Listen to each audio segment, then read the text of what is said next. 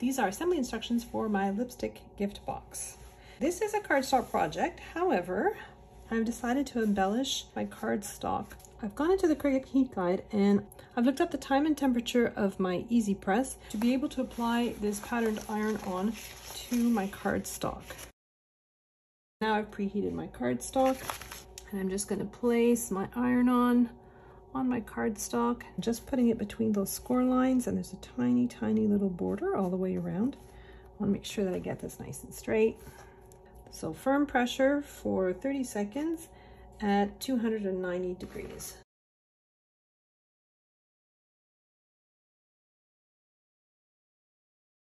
So this says it's a cold peel, so I'm going to wait for this to cool down. I have 2 of these circles. I'm going to choose one of them, and I'm going to embellish it the exact same way.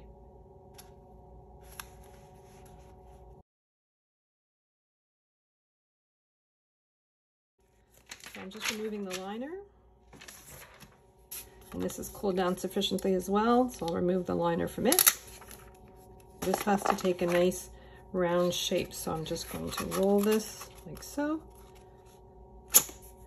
So next I have the middle section for my lipstick, and I have some silver pieces to apply to it. So I'm just going to freehand adhere them. I have one of these rings. I'm going to apply the holographic vinyl to the ring like so. This is the section between the base of my lipstick and the lipstick itself. It's not a terribly big piece, so it's easy to do freehand, like so. So these steps are just to embellish my cardstock. You wouldn't have to do this if you just want to go with regular cardstock. I just wanted to add a little bit of shine to it. And so this is just glitter vinyl. I couldn't find a very good match for this color pink, so we're just going to go with a lighter pink. Just grabbing my bone folder to curve the cardstock. The bottom and the top pieces are independent, so I'm going to start with the bottom piece. First thing I'm going to do is I'm going to fold down on all those little tabs. And then what I like to do is go with my bone folder and just sort of smooth out those edges. I'm going to do that on the other side as well. So next I'm going to put glue all along this tab at the side, so from the score line to the very edge. Now notice I'm not folding down at that score line. That score line is just there for placement. And create your cylinder. You want your score lines at both edges on the right and the left to be even here and there.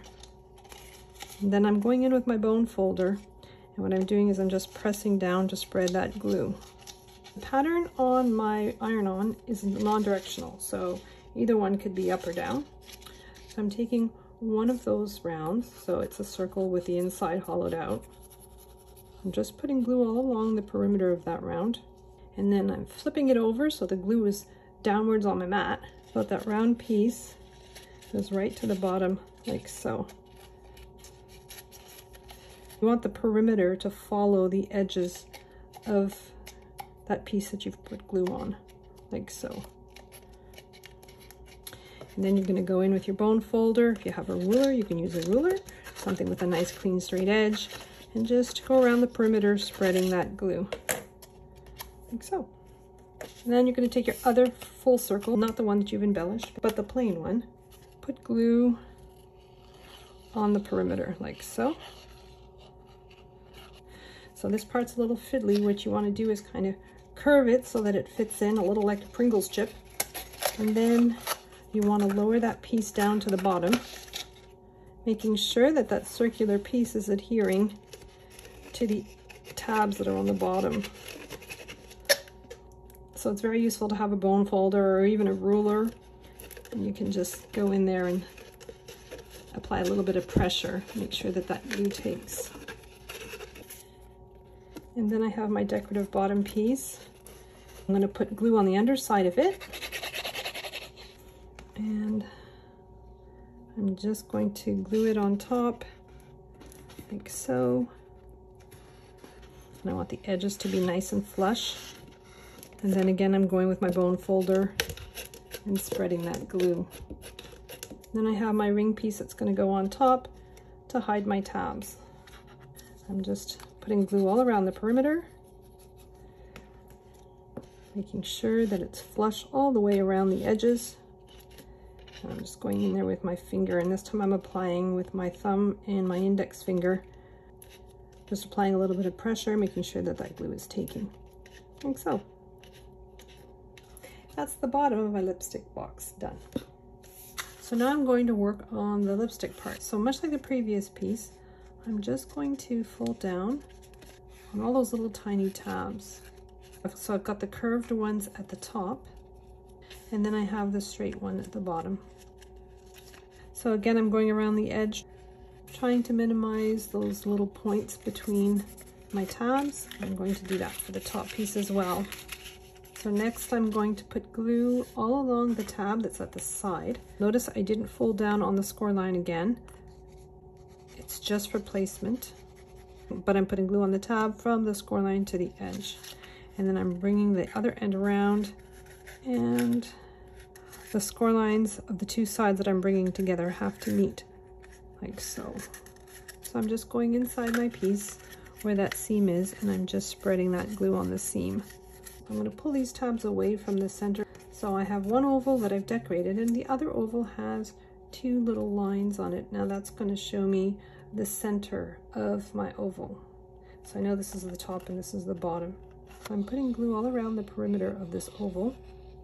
So I have the angled edge here, and all those little tabs are pointing towards the center of my shape. I'm putting my shape down on my craft mat, and then I'm inserting that oval right down against those tabs. So I'm just adhering those tabs to that oval shape, and then I'm going to go in with my bone folder and spread that glue. So now I'm putting glue on the underside of my decorated oval. I'm making sure that the tallest part of my oval is at the front and the back of my piece. And then I'm just lining it up as best I can, applying pressure from the inside, and covering up as much of that light pink as I can. I've already put holographic sparkle vinyl on one of the large rings. Now I'm going to add the same to one of the smaller rings, like so. I'm going to take my lipstick piece, so my pink piece, and I'm inserting it over my lipstick piece with the decorated side upwards, like so. I'm putting my piece flat so that all those tabs are flat underneath my decorated piece. I'm going to put glue on the underside of all of those little tabs, and I'm just gluing them to the edge of my round, like so. I'm just going around, adding glue, and then just pinching them to the edge of that round. So next I have my piece that's decorated with the silver holographic. Just like for the other two layers, I'm putting glue from the score line to the edge of that tab, and then I'm bringing the other end around. I want the cut edge to be right on the edge of my score line, and I want the score lines on each side to be even. Again, going into my bone folder and just spreading that glue. So next I have this long strip with little teeth on the top, and I'm folding down on all those little tabs. I'm just smoothing out the sides with my bone folder, and then I'm going to put glue on that little tab that's at the end, and I'm going to bring the other side over, like so.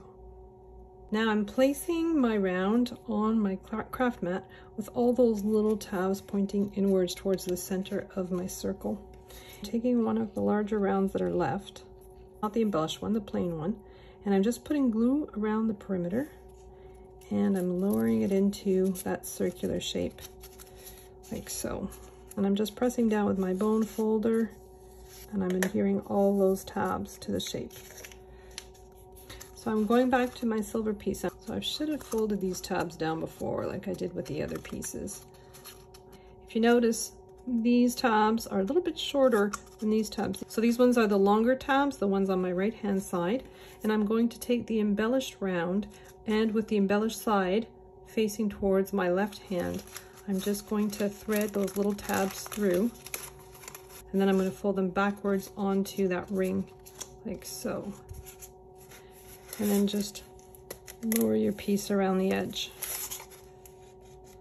And then again, I'm going to put glue all along those little tabs and just pinch them into place so that they're glued down onto the perimeter of that ring. So I'm just putting glue on the underside of all of those tabs, and I'm just laying them down flat and gluing them to the ring. And then I'm going with my bone folder and just spreading the glue.